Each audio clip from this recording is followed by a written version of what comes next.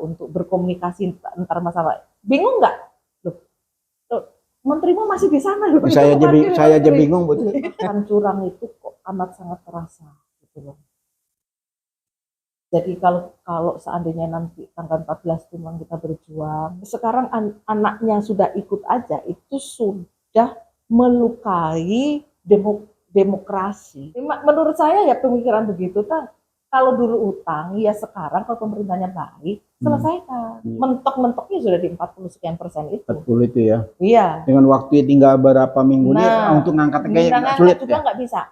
Sidik, aman lah, paton lah, tablik itu terpenuhi. Ya kita berharap ada kebarokahan di negeri ini.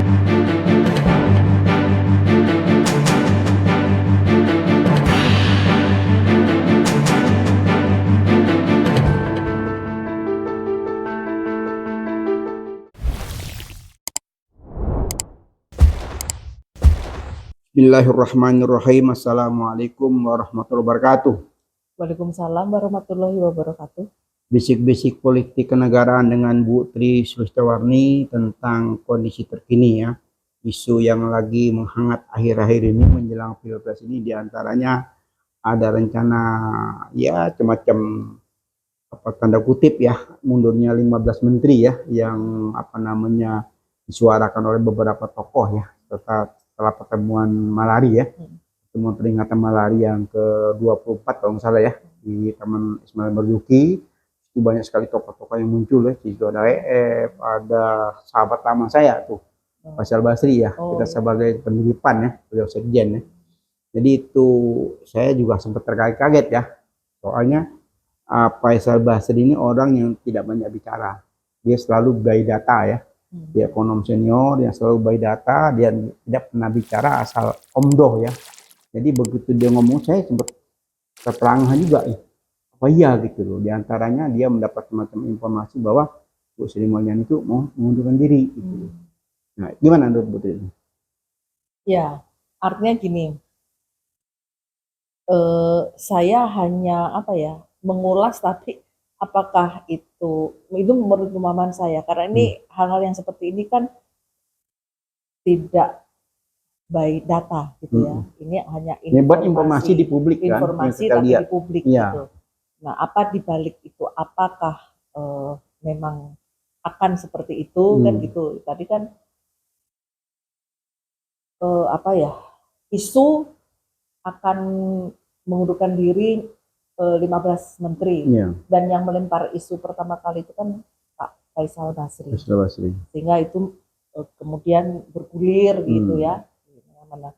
Saya juga tidak tahu. Tapi kalau menurut saya kredibilitasnya Pak Faisal Basri itu kan dia seorang ilmuwan, seorang pakar. Nggak mungkin dia menerima informasi hoax selalu dia lempar. Pasti dia sudah cek and recheck. Menurut saya. Dan dia sahabat juga Bu Sri kan? Oh iya. Salah satu kolega sama-sama. Kolega, ya. Hanya saja kan ini sampai saat ini kan ya kita masih bagaimana kedepannya kan kita nggak tahu. Cuman seandainya ini saya kok baru baca berita ya, kalau Menlu ya, Bu Retno ya, Menteri Luar Negeri itu saat ini kan sedang berada di PBB sana, di New York. Tetapi di sini kok ada ad interimnya. Itu yang menjadi kebingungan saya juga. Ya saya juga loh, ini ada apa? Ada yang menganalisa gitu.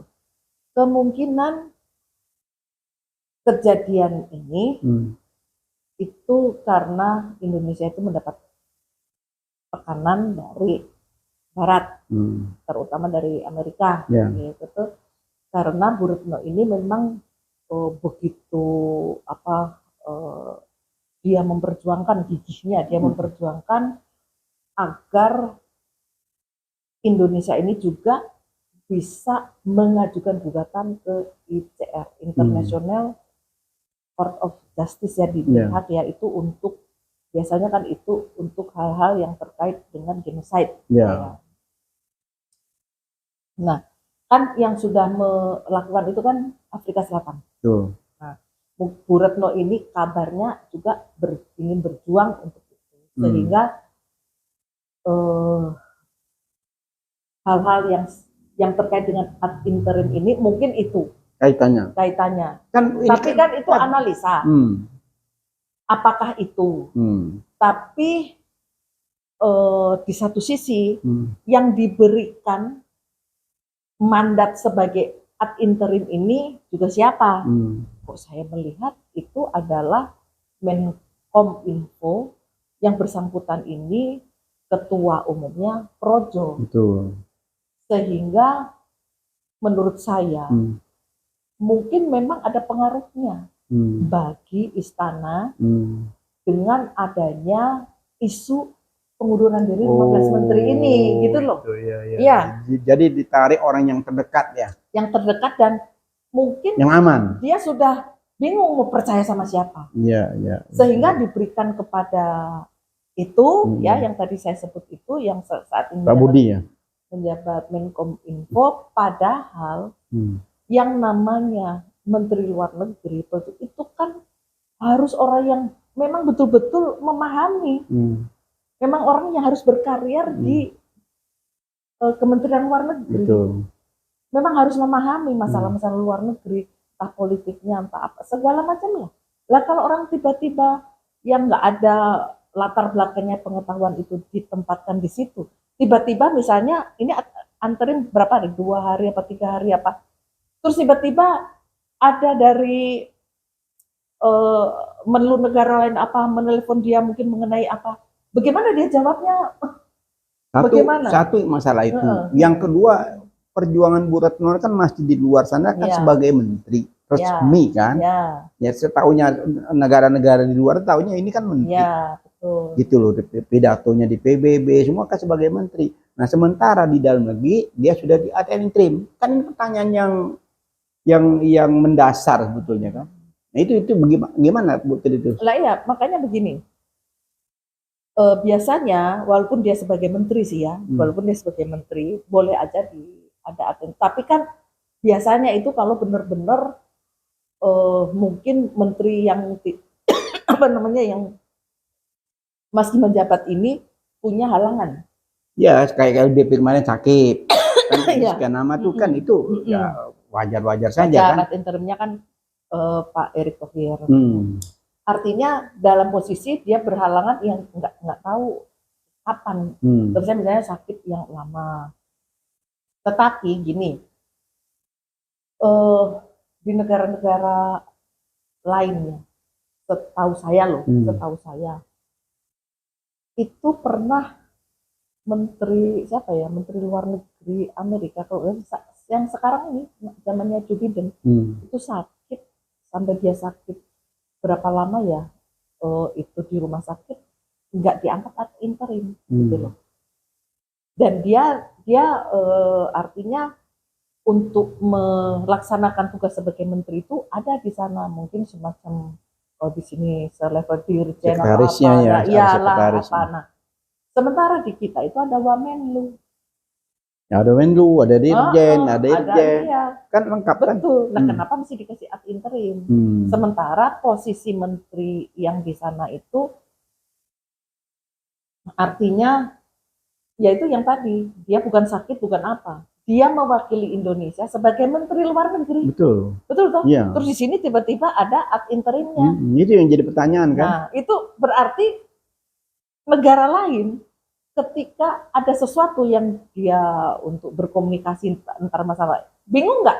Loh, menterimu masih di sana loh. Saya aja bingung betul.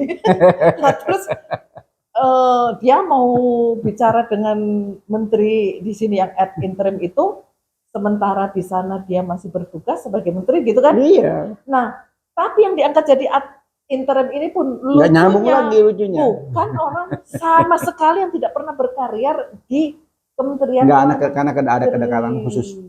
Ya terserahlah kedekatan, tapi logikanya jalan nggak kayak gitu? Nggak, sekarang gini Bu Tri, ini kalau kita melihat kenyataannya akhir-akhir ini, itu logika sudah terbulak-balik. Lah sudah nggak ada memang sekarang ini intinya pokoknya ya gimana sih caranya menyelamatkan dan kepada siapa? Yaitu yang saya bilang tadi kepada kita orang malu yang ini Bu Tri, malu gini. di dalam negeri kita sudah berperilaku buruk seperti ini. Ya contoh memaksakan wapres melalui MK.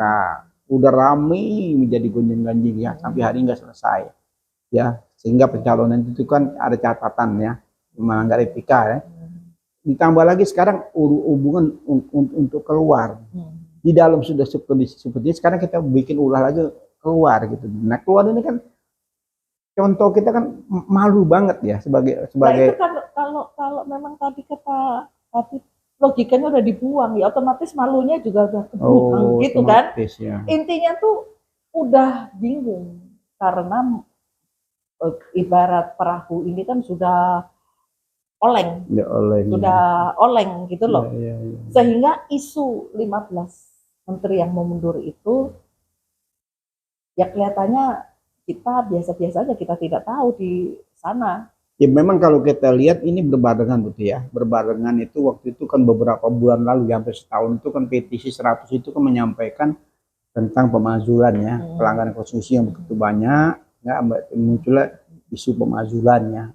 Juga banyak sekali muncul contoh EF juga dalam pidato di 15 Januari kemarin di acaranya ulang tahun Indemo kan. Nah, itu juga ada menyampaikan kita hanya ada 2. Saya sudah kehabisan kata-kata, sudah tidak bisa berkata apapun juga, apalagi ngomong.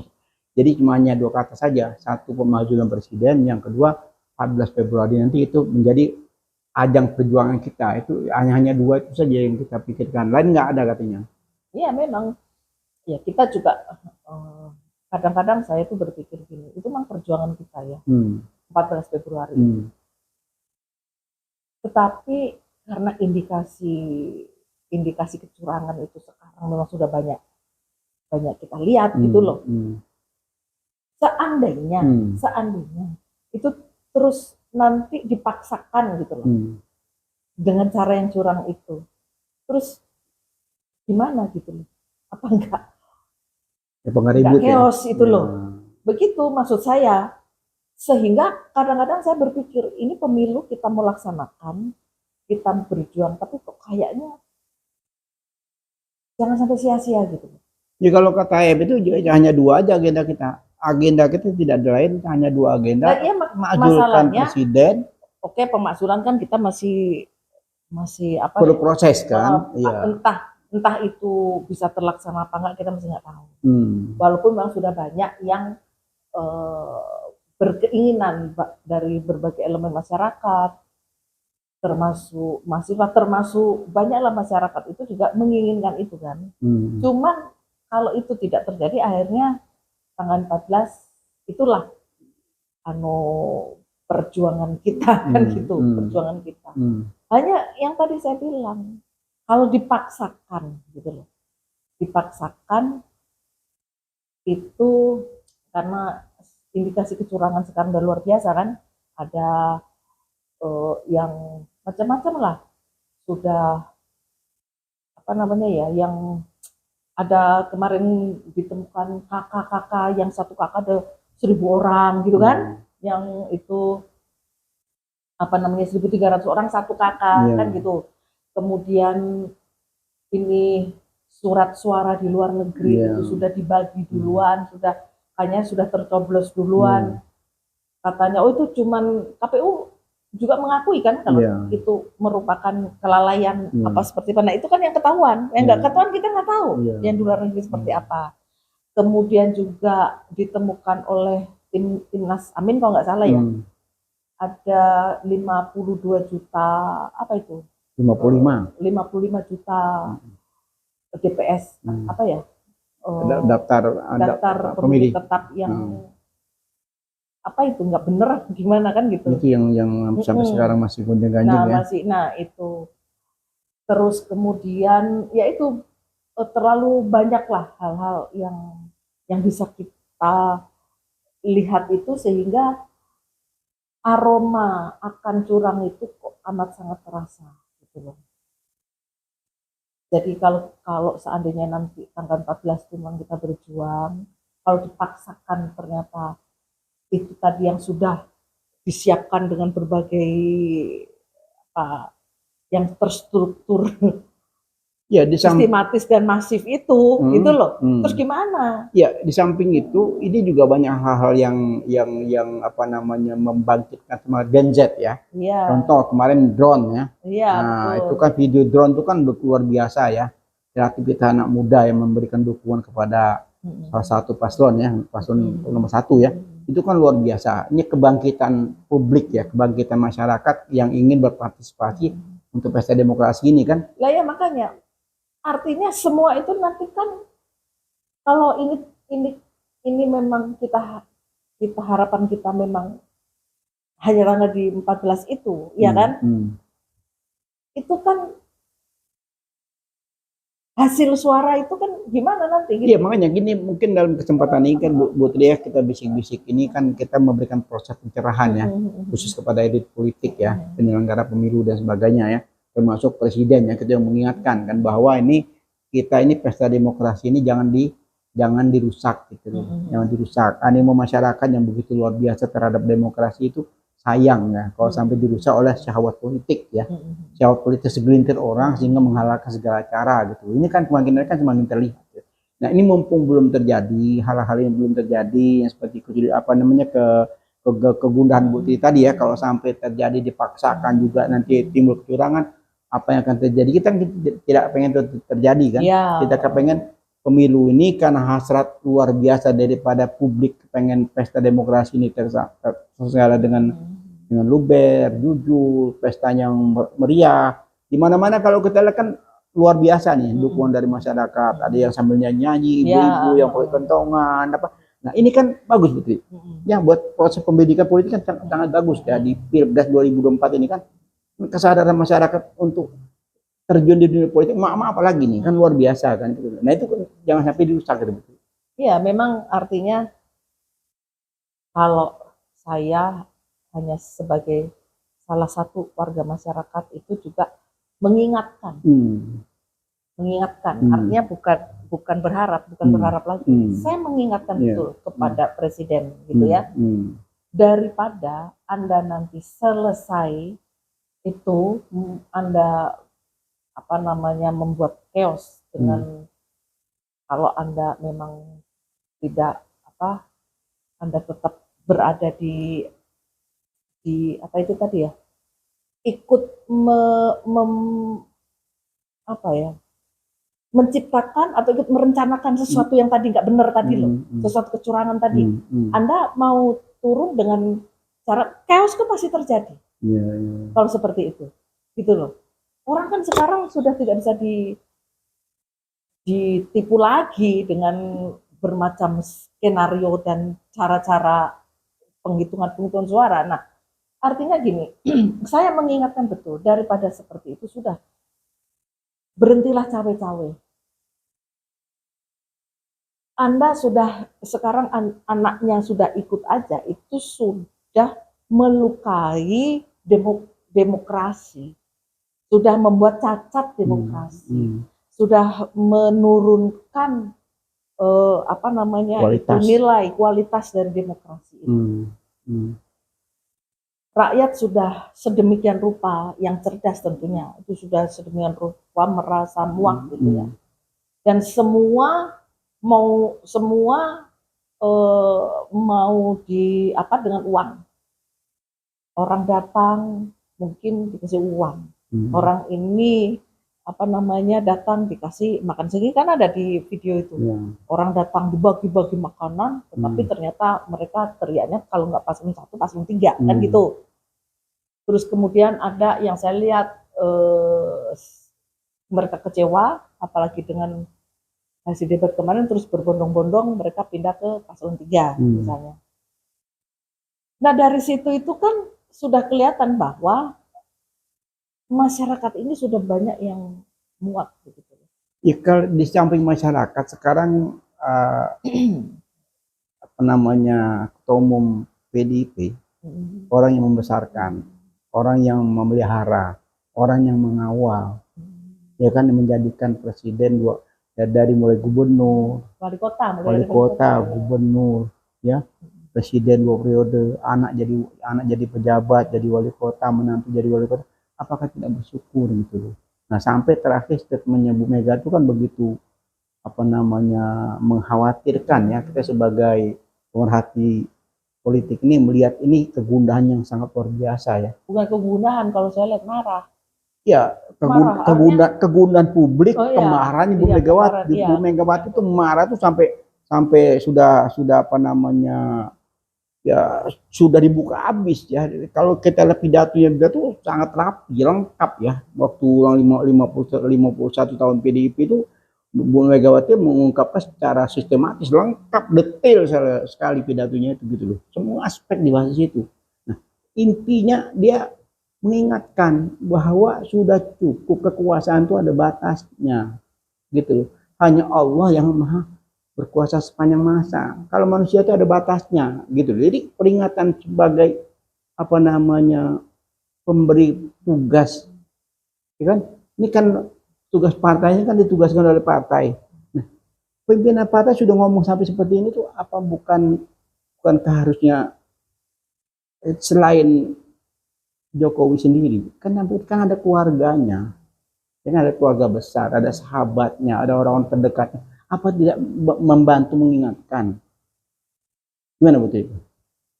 Ya, kalau itu sih saya hanya yang tadi ya, itu kan karena semuanya itu tergantung kepada yang bersangkutan kan, kepada dia kan. Sebetulnya gini, kalau dia bertahan, ini kan ibarat pepatah. Terus dia semakin tinggi. Kalau jatuhnya karena kecelakaan, karena jatuh itu sakit kan, bukan tinggi kan jatuhnya sakit, benar nggak? Ya kan, tapi kalau dia bukan jatuh, tetapi dia turun sesuai dengan aturan kan enak. Dia juga masih ya kalau oposisi katakan masyarakat yang semua selama ini memprotes berhari-hari ya berbulan-bulan sepanjang masa memang di luar itu biasa-biasa saja ya. Tapi ini kan induk Semang nih. Lah iya kan betul. Jadi sebagai induk Semang ini kan sudah luar biasa kan. Iya. Siapa lagi yang mesti bicara? Kan gitu Putri. Iya. Jadi memang yang saya bilang itu tadi harus berhati-hati ketika Anda jatuh di tempat yang tinggi, tetapi jatuhnya karena mungkin kecelakaan, entah terpeleset atau apa, itu jatuhnya sakit itu. Karena dia tinggi banget gitu loh. Kita hanya bisa mengingatkan seperti itu. Jadi siapa yang sekarang nggak merasa geram gitu, masih memelihara buzzer di TikTok itu masih banyak fitnah-fitnah yang luar biasa, iya kan? Iya. Itu semua tuh, apakah mereka tuh buzzer ini nggak dibayar apa gimana? Pasti dibayar. Jelas. Untuk melakukan seperti itu. Dan buzzer ini kan rata-rata mereka bukan orang terdidik juga, sehingga kalau membuat narasi fitnah, narasi apa itu luar biasa. Karena dia berhasil dilindungi kan? Lah iya, tetapi karena dilindungi. Iya. Jadi seperti itu ya, masih memelihara buzzer. Masih ini kan membuat masyarakat semakin lama semakin semakin muak, semakin terbelah gitu loh. Ini itu kalau dia mau memaksakan dengan cara seperti itu gitu ya. Ya kita hanya bisa mengingatkan bahwa jatuhnya nggak enak loh kalau dari tinggi itu jatuh begitu gimana? Enggak enak banget. Gitu. Hindari itu ya. Iya. Ya karena pikir, coba silakanlah. Usia masih muda, ya anak masih sudah jadi orang semua kan gitu kan. Dan sebetulnya naiknya Gibran dan menantunya Bobi itu menjadi wali kota, kan itu juga dengan menggeser orang yang sudah diumumkan duluan oleh PDIP. Ya itu fasilitas semua kan. Betul, artinya jadi gini, kalau banyak orang tuh masih apa sih yang dimaksud politik dinasti, karena Pak SBY juga melakukan, Bu Mega juga Puan melakukan, ini melakukan, loh berbeda. Ini kan mereka nggak ngerti, gitu loh. Puan Maharani itu bisa menjadi seperti sekarang, itu kan dia bukan ketika ibunya presiden dikasih jabatan, kan bukan begitu. Tetapi karena ibunya ini adalah ketua umum partai politik dan anaknya juga mungkin mempunyai bakat juga berpolitik, dan dia itu mulai dari dia menjadi pengurus dulu, caleg dulu, pengurus, terus dia cari caleg. Kan dia benar-benar bertempur dalam posisi waktu itu PDIP itu oposisi loh. Ini dia bertempur, bagaimana dia berjuang untuk mendapatkan suara, kan itu bertahap begitu loh, iya kan? Panjang ya. Iya, sehingga bukan politik dinasti. Kalau politik dinasti kan dia diberi, bukan George Bush kok anaknya. Lah anaknya itu kan memang berpolitik dari dia mulai dari senator, mulai dari apa dia lakukan perjuangan proses itu. Ya. Ya berproses. Ya memang kalau apakah ada larangan kalau orang tuanya politikus menjadi presiden terus anaknya tidak terjun ke politik, kan nggak ada larangan. Tetapi proses alami sebagai dia itu namanya akan berkarir di situ ya. Kalau politik ya dia dari bawah ya menjadi pengurus, kemudian dia dalam jadi caleg dia juga berhadapan atau dia bagaimana cara dia mendapat suara, dia bertempur dengan mungkin caleg dari partai lain, sehingga seperti itu kan. Panjang gitu. Karirnya ya. Nah, sementara Pak SBY juga memberikan kepada anaknya itu, walaupun melalui mereka di Demokrat itu ada kongres atau apa, tapi kan dia disuruh berjuang. Dia diberikan posisi itu kan dia disuruh berjuang, dan sebelumnya memang dia mengikuti dulu itu sebelum dia menjadi ketua umum ya. Pengurus dulu ya. Dia pengurus dulu kemudian dia melalui mekanisme itu kemudian menjadi ketum dan itu berjuang dulu gitu ya. Beda kalau sama yang ini, bapaknya jadi presiden tiba-tiba anaknya dijadiin wali kota. Kan gitu. Ya kan? Dan dia yang meminta kepada Bu Mega. Kan ada ceritanya.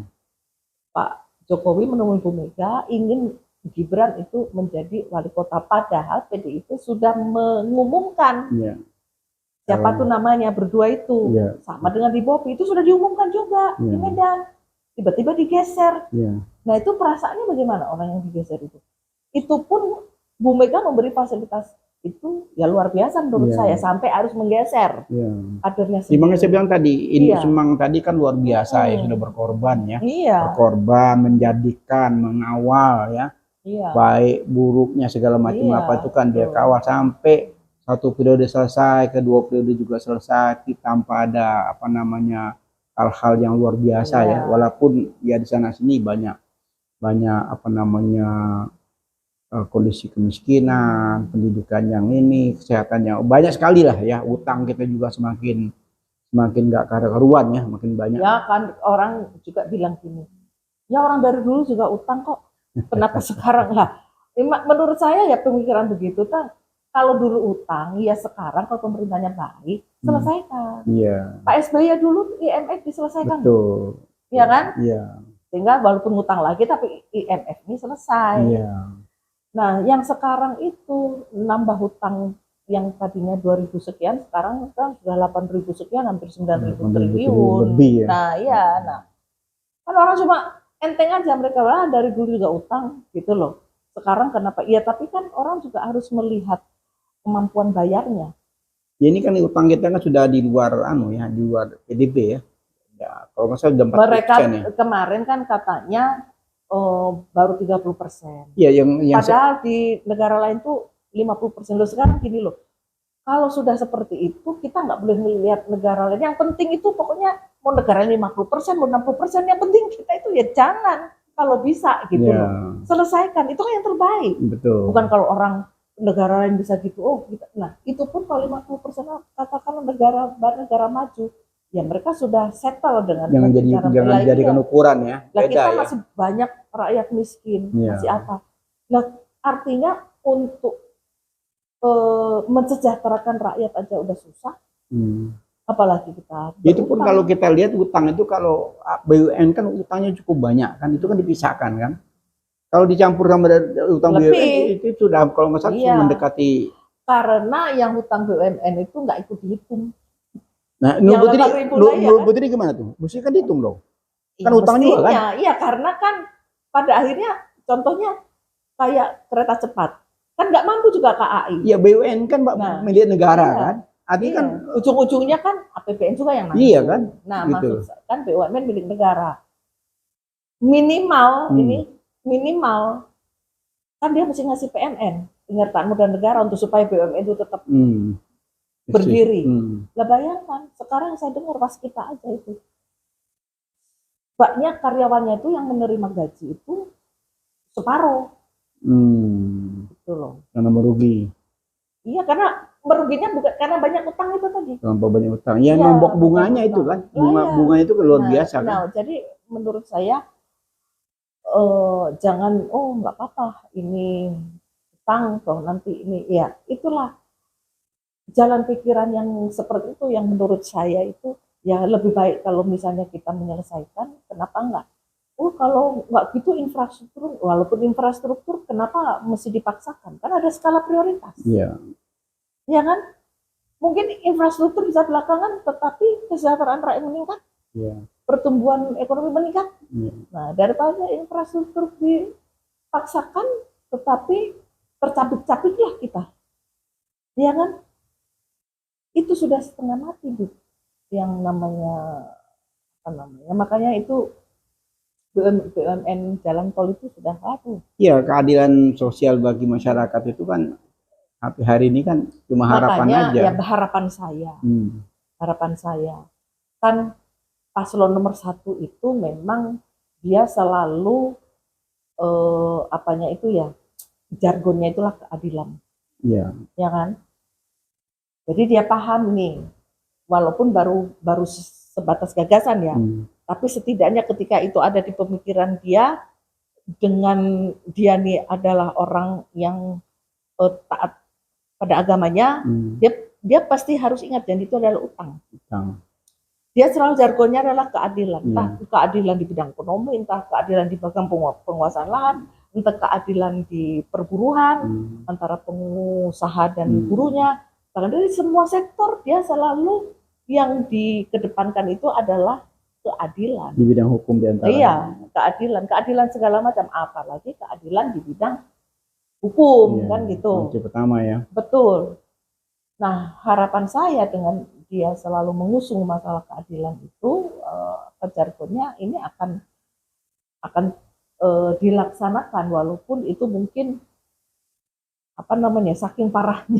saking parahnya kondisi ini memerlukan tahapan-tahapan lah dalam memenuhi itu, gitu loh. Kalau melihat fenomena terakhir, Bu ya, ini kan tinggal 3 minggu ya. Tinggal 3 minggu, kan sekarang lembaga survei kan sudah muncul semua ya. Jadi kalau angka-angka itu kan kemungkinan 2 putaran kan sangat besar ya. 1 putaran satu hal yang mustahil ya. Nah, menurut Putri ini kalau kita melihat ketiga paslon ini, mana yang paling unggul di antara 3 paslon ini? 1, 2, dan 3 ini. Ya, kita bicara realita ya, realita. Ini kita bicara jujur ya. Nah, kita tidak bicara ngomong kalau pemilunya curang. Ini kalau saya, karena saya melihat, kan kita melihat di mana paslon 1 melakukan kegiatan-kegiatan kampanyenya dengan model desak lah, model apa, itu sedemikian luar biasa kan minat masyarakat gitu. Nah, itu lucu juga, Putri. Itu kan desak itu kan bagus sekali. Ya, itu tujuan ke masyarakat. Belum lama ini sudah event itu sudah mau berjalan, tiba-tiba dibatalkan. Banyak yang seperti itu. Dibatalkan beberapa kali. Iya. Nah, ini kan satu proses penghalangan demokrasi. Lah iya, makanya. Jadi kalau melihat realita di lapangan, sebegitu masyarakat itu antusias gitu loh, menginginkan perubahan. Di mana-mana kan, meskipun terus saya sendiri kan di lingkungan saya sendiri, itu realitanya sepertinya memang paslon 1 itu juga tidak bisa dianggap enteng. Tidak bisa dianggap enteng. Tetapi kalau berdasarkan survei kan tetap aja nomor 2 kan unggul, walaupun unggulnya itu nggak seperti yang diharapkan. Dia maunya 1 putaran sehingga di atas 50%. Nah, lembaga survei itu yang sudah oleh masyarakat itu sudah dikesankan dikesankan. Karena apa? Sekali orang itu ketahuan berbohong, kan orang apapunnya dilakukan sudah nggak percaya. Nah, ini pun mereka tidak membuat itu di atas 50% loh. Walaupun itu survei mereka yang Kenapa? Karena kan lembaga survei internasional juga banyak yang terjun sekarang. Makanya lembaga survei kita ini sekarang udah mulai berhati-hati. Karena Australia, Filipina, beberapa negara itu mereka mengadakan, karena mereka pun apapun mereka itu mungkin namanya dibayar pasti bayar. Kalau internasional kan nggak mungkin dibayar kan? Iya. Nah, katakanlah mereka seperti itu, tetapi kan mereka juga berpikir kalau mereka ketahuan bohong banget, ya sebagai lembaga yang mereka itu juga berdasarkan keilmiahan kan runtuh. Mereka tidak akan bisa otomatis hidupnya kan runtuh. Makanya nggak begitu berani juga, oleh karenanya mentok-mentoknya sudah di 40% itu. 40 itu ya. Iya. Dengan waktu tinggal berapa minggu untuk ngangkat kayak sulit juga nggak bisa. Nggak bisa lagi ya. Semakin lama makan semakin turun. Kan yang kita lihat kan indikasinya begitu. Iya. Tidak mungkin naik lagi naik gitu loh. Itu kan artinya padahal itu juga 40% itu juga mungkin sebetulnya tanda tanya juga gitu, betul gitu ya. Makanya saya bilang sekali orang itu ketahuan berbohong, orang nggak akan percaya. Iya, apalagi kalau kita lihat kan perdebatan kan publik kan lihat sendiri, beberapa kali perdebatan ini kan orang bisa menilai kan siapa yang unggul kan, siapa yang ini kan sangat kasat mata terlihat ya, tidak bisa lagi dibohongin ya. Gitu. Ya maksud saya kalau realitanya, saya ditanya realitanya yang saya saksikan aja berdasarkan yang kita saksikan itu ya sepertinya tuh seperti itu, karena orang berharap akan ada perubahan gitu loh. Itu jadi di segala macam sektor ya, di sektor pajak, di sektor pengusaha pajak juga mereka sudah merasa diperlakukan sulit sama pajak itu. Kemudian di sektor ini untuk pengusaha, di sektor di segala macam lah, di sektor ekonomi juga seperti itu. Tapi pajak hiburan kan yang jangan juga lagi ramai sekarang kan? Ya katanya mau jadi 7%. Dinaikkan sekian persen itu kan udah. Ya pokoknya dari segi apapun kenaikan bahan-bahan pokok, katanya ASN naik kan kemarin, katanya teman-teman yang ASN ini memang sudah naik, Pip.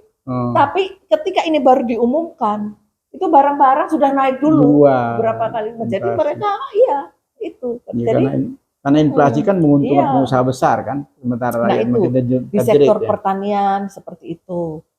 Jadi udah pupuk langka, yang kaya itu tradernya, pedagangnya, bukan petaninya. Nah hal-hal seperti ini kan bagaimana di sektor hukum luar biasa, mafia peradilan, mafia hukum, mafia tanah, terus mafia apa aja. Jadi orang kan terus kemudian mafia pemilu nih kita lagi nih. Keterbelahan masyarakat luar biasa, dibuat dikotomi seolah-olah ya Islam ini ada yang Islam radikal. Bawa-bawa lagi HTI, ya, FPI, mudah-mudahan kita berharap kita berharap di 14 Februari ini semua hal-hal yang tadi yang buruk-buruk itu bisa terkubur ya. Ya makanya itu artinya kalau dilihat realita orang ingin perubahan itu menurut saya ya paslon nomor 1 tidak bisa dianggap remeh. Tidak bisa dianggap remeh dan saya meyakini itu menjadi pemenang insya Allah. Karena memang lihat animo masyarakat yang cinta dengan kecerdasannya, kecerdasan memimpin, keterbukaan memimpin, keikhlasan keberhasilan sebelumnya, itu kan menjadi contoh ya, contoh konkret kan mereka bisa melihat kan sebelumnya seperti apa kan gitu kan. Itu bukan bukan sekedar janji, tapi ini fakta ya. Masyarakat juga sudah semakin cerdas. Makin cerdas. insya Allah sehingga orang cerdas itu pasti didukung juga oleh orang yang cerdas. Insya Allah. Sehingga kalau orang maksudnya kurang cerdas, saya tidak bilang kurang cerdas. Maksudnya kurang cerdas itu kan saya bilang dari segala macam kan, bukan sekedar intelektual, kecerdasan spiritual, kecerdasan emosional. Orang kurang cerdas itu ada yang mendukung, berarti yang mendukung juga kurang cerdas. Otomatis ya. Ya seperti itulah harapan kita semua. Harapan kita ya. Ya mudah-mudahan pemilu di 2024 ini ya tinggal beberapa minggu dan berjalan sesuai harapan masyarakat Bu ya. Harapan kita terutama ya. Di Haspis Channel ini kita tidak bosan-bosannya ya menyampaikan curhat sekaligus semacam proses pembelajaran ya. Supaya masyarakat semakin hari semakin cerdas, hati-hati ya. 14 Februari gunakan jari jemarimu ya dengan baik dan benar ya. Karena kami berharap pasangan satu yang sudah banyak sekali mendukungnya bisa memenangkan di Pilpres ini ya. Artinya kalau pemimpinnya itu cerdas secara yang saya bilang itu tadi, ada sidik, amanah, fatonah, tablik itu terpenuhi. Ya kita berharap ada kebarokahan di negeri ini. Insya Allah. Sehingga ketika anak kita mungkin yang bekerja ada barokahnya, anak kita yang menjadi pengusaha ada barokahnya. Ya seperti itulah semua, kalau kita ada kebarokahan maka negeri ini menjadi tentram. Betul. Jadi kembali lagi, barakah Allah akan turun apabila pemimpin itu amanah. Betul. Ya, amanah karena ini titipan Allah ya. Ini pemimpin yang amanah hanya akan muncul dari rakyat yang amanah juga. Yang amanah juga. Jadi rakyat sekarang harus amanah ya.